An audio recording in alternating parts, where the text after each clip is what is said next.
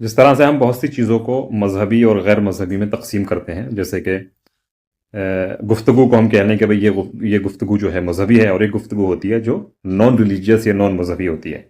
اسی طرح سے اسکول کا معاملہ لے لیں کہ ایک اسکول مذہبی ہوتا ہے جس کو ہم مدرسہ کہتے ہیں، اور ایک اسکول ہوتا ہے جو نان ریلیجیس سیکولر ٹائپ ہوتے ہیں، تو وہ اس کو ہم اسکول کہتے ہیں۔ تو یہ مذہبی اور غیر مذہبی۔ اسی طرح سے کچھ گالیاں ہوتی ہیں جن کو آپ کہہ سکتے ہیں کہ یہ مذہبی گالی ہے۔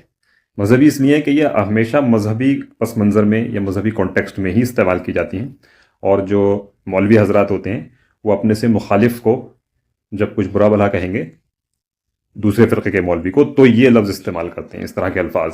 ان میں سے ایک لفظ ہے زندیق۔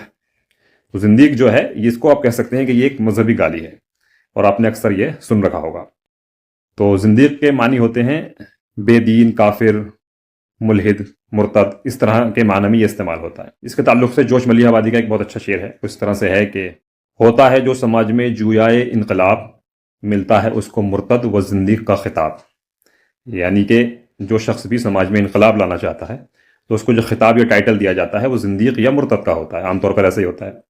تو اس طرح سے آپ سمجھ سکتے ہیں کہ جو لفظ زندیق ہے وہ کس معنی میں کیسے استعمال ہوتا ہے، اور اس کو آپ ایک مذہبی گالی کے طور پر سمجھ سکتے ہیں یا مذہبی گالی کہہ سکتے ہیں۔